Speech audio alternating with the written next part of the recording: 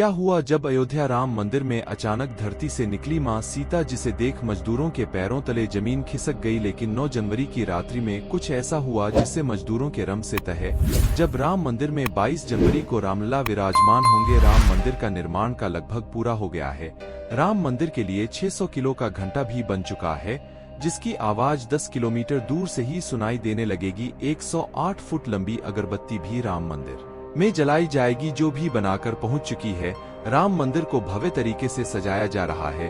देश के कोने कोने से लोग आ रहे हैं, कोई पैदल तो कोई साइकिल से। इसी बीच ऐसी घटना का होना आश्चर्य की बात है।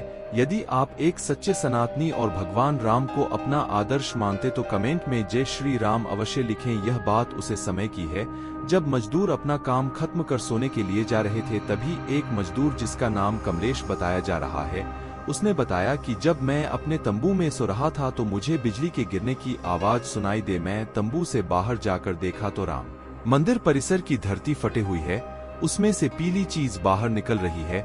उसमें इतना दिव्य चमक थी कि मेरी आंखों से नहीं कर पा रही थी, मानो कि सूर्य धरती पर उतर आया हूँ। मजदूर उसे चमक को सहन नहीं कर पा रहा था और वह वहीं पर मूर्छित हो गया, गिर गया। सुबह जब उठा तो उसने देखा कि सब कुछ सामान्य हो गया। सब मजदूरी राम मंदिर निर्माण कार्य के लिए जा रहे थे। उसने रात्रि घटना मजदूरों को बताई, लेकिन किसी ने भी उसकी बात को विश्वास नहीं लिया। लेकिन कमलेश समझ गया था कि सीता माँ अयोध्या राम मंदिर में आ चुकी है।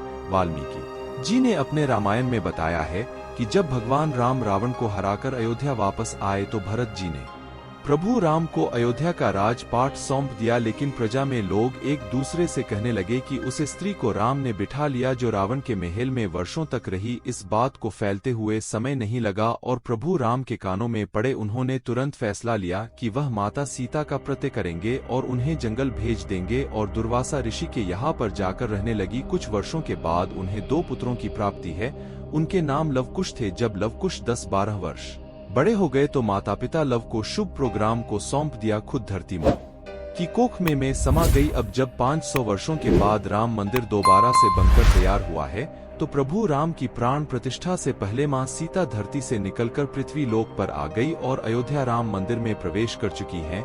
राम मंदिर में प्राण प्रतिष्ठा से पहले एक के बाद एक घटना का होना। सबसे पहले गिद्धों का झुंड मंदिर की ओर दिखाई दिया, जिन्हें जटायु के वंशज बताया जा रहा है, जिन उन्होंने माता सीता का पता प्रभुराम को दिया था। फिर भालू का समूह जो मंदिर के परिसर में देखा गया, जिन्हें जामवंत के वंशज बताया जा रहा है। फिर अयोध्या में सांपों का अचानक से एक के बाद एक निकलना, जिन्हें शेषनाथ भगवान के रूप में बताया जा रहा है, जो विष्णु भगवान के हमेशा साथ रहते थे। पुष्पक विमान का अयोध्या में आना, प्रभु राम का आना बताया जा रहा है। इस प्रकार से राम मंदिर में अनेक चमत्कार हो रहे हैं।